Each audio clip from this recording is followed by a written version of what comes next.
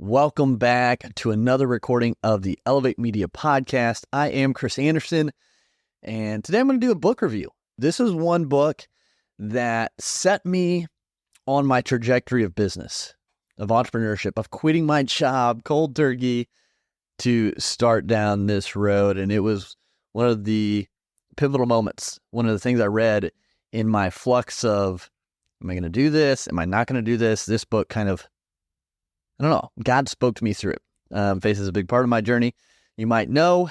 And this book he used to kind of lead me, I guess, and hear him speak. So the book is The Last Arrow by Erwin McManus. So this book, Save Nothing for the Next Life, is about his journey, things he's learned, connects it to the Bible. But he was diagnosed with cancer and prostate cancer, and so that doesn't always have a good outlook.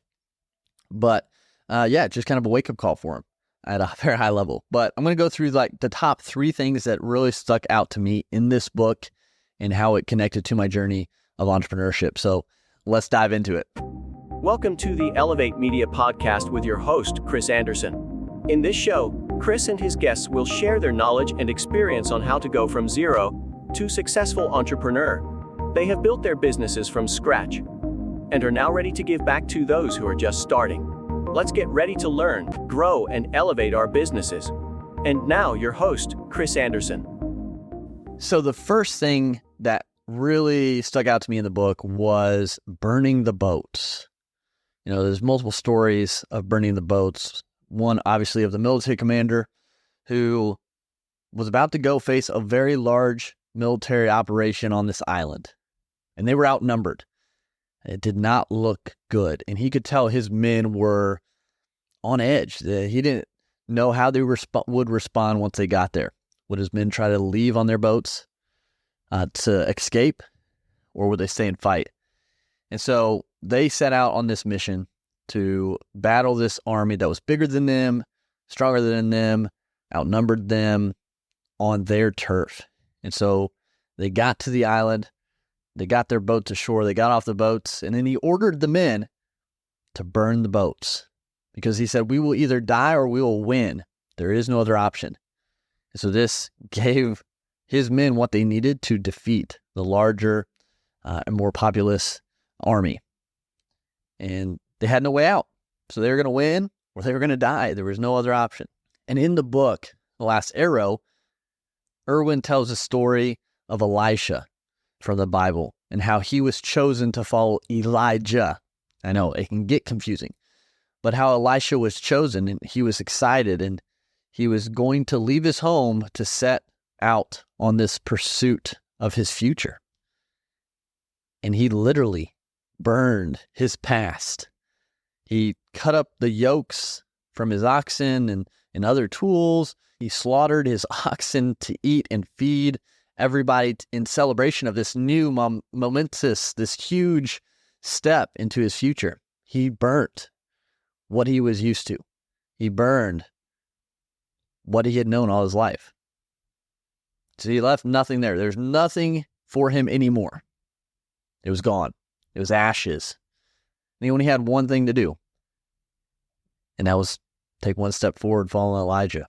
And this really stuck out to me, because I was in the midst of a lot in my mind and, do I want to start a business? How can I start a business while working 9 to 5? Do I even want to do my 9 to 5 anymore? What am I going to do? And for me, I had to burn the boats. I quit my job in 2020 with no income, no business plan, nothing. It was burn the boats and figure it out, win or die. And that's what I did. I quit my job because I wanted something different. I wanted something bigger and better for me, for my family. I wanted that financial freedom. I wanted the ability to watch my, future kids grow up, because I had just gotten married not too long before this. Now we have 2 little boys that I'm able to watch grow up. I'm able to work from home with them. Now we're not to where I want to be yet, but how God has provided along the way is a testament to how he tells us he will always provide our needs. Now, I'm not a millionaire.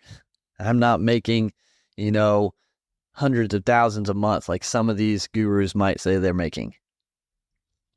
But I'm able to watch my boys grow. at a young age, be with them. They get to see their dad fight through the ups and downs as he builds this business for them, for our legacy, for our future. Because there's ups and downs. It's not easy. Win or die. We're going to continue on and we're going to make it through. There might be moments where we might be crawling on longer journeys as we are building businesses. We feel like we're losing ground, but we're going to keep moving on. And so that's what I had to do in this book of Burning the Boats. When I first kind of heard that in this book, really resonated with me. And I go back to it quite often because sometimes we have to burn the boats.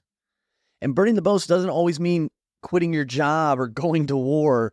Burning the boats could mean cutting a bad habit, getting rid of a toxic relationship, taking control of your thoughts and turning them from negative to positive, not allowing someone to speak negatively into your life, making sacrifices for your future that some people might call crazy right now. Maybe it's not partying every weekend anymore. Maybe it's getting rid of the alcohol. Maybe it's spending time in quiet and stillness to listen. Whatever that is, those boats that you need to burn in your life, you've got to figure those out. For me, it was a huge thing, and I don't recommend that to many. We all have boats we can burn so we can move forward, so we can become victorious. We have that fire lit inside of us that keeps us moving, for there is no plan B. So you figure out what your boats are and get rid of them so there's nothing holding you back. The second thing that stood out to me a lot was there's a place in the book where talking about being so afraid of death that we forget to live. And he actually has a quote in the book, and he talks about it after his cancer diagnosis, and it says this: "We are so afraid of death and all its relatives, such as failure and disappointment and injury, that we actually never choose to live." Let that sink in. The moment we realize we are all dying, every one of us, our sand's trickling out, we don't know how much we have left. It's inevitable. And when we can do that, when we can start truly living and living to the fullest, that's going to be when our lives change. It's like the quote, we all have two births. One naturally when we come into the world, and the second when we figure out why we came into the world. But when we stop being fearful of death, fearful of failures, fearful of our insecurities towards ourselves or what other people are going to say, when we can stop having fear of that and just fully live, that's when things start to change as well. And it really stuck out to me because I had to stop worrying about what everyone was going to think. Dude, you quit your job? Are you crazy? How are you going to support your family? How are you going to do this? How are you going to do that? What if it doesn't work? Like all these things I had to just get rid of and stop being scared of to move forward. And that's the second part that stuck out to me in the book. The third thing, and this one is huge as well as sometimes we forget. And it's in the chapter that talks about your tribe, all about your tribe. And there's an African proverb. You've probably heard this, but it goes, if you want to go fast, go alone. But if you want to go far, go together. Let me repeat that. If you want to go fast, go alone. But if you want to go far, go together. We cannot succeed at the highest level by ourselves. We can't. We have to have others that are with us on our journey, whether it's support figures, whether it be part of our team, whether it be, sidekicks or whatever it is. We have to have someone, at least one other, that are helping propel us to greatness. You can only go so far by yourself. But when you bring in that coach, that mentor, that teammate, that supportive role, that encourager, those individuals are what help you get to that next level. I can't elevate to where we are today without the team around me, without support from my family and my close friends. I can't do it. There's only so much time in a day. So the team you put around you, the people in your life matter so much. And they matter so much because they will dictate how far you can go. If you surround yourself with people who are just negative all the time, who are just dragging you down, they're going to keep you from getting to the goal that you're trying to reach. You surround yourself with positive and supportive people and people who have strengths where you are weak to fill in those gaps, then you're going to get to that next level. So that was the third thing that stuck out to me from the book. I knew from early on, I didn't know what the business was going to be, but I knew eventually within whatever it was that I was going to have to bring people on, because I know I'm not good at everything. I know I have weaknesses. And I knew that the sooner I could bring people in and help them see the vision of what we're doing and grow together, that we could do so much more. And that's what we're doing right now. It's been a handful of years, and now it's being implemented even more by the new people we're bringing on. So those are 3 things from the book. The Last Arrow, again, a really great read from Erwin.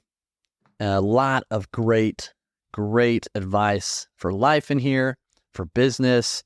And yeah, if you haven't read it yet, go check it out. It's a great one.